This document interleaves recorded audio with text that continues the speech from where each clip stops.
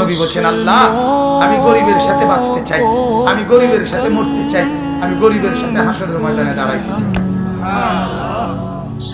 আমার উম্মতের সবচেয়ে দুর্বল, আমার উম্মতের দিন আইনা দিন খায়, ওই লোকটাও যেন বলতে না পারে হায় নবী কি আর, নবী তো ছিলেন রাজপ্রাসাদে, নবীর তো ছিল স্বর্ণের পাহাড়, উনি আমার দুঃখ বুঝবেন কেন?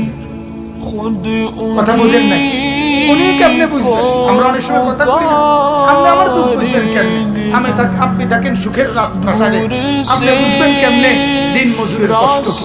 আল্লাহ তুমি বলেন না উম্মত, আমি পেটে পাথর বাঁধছি 14 দিন, আমার কোন উম্মত কোনদিন বাঁধো নাই।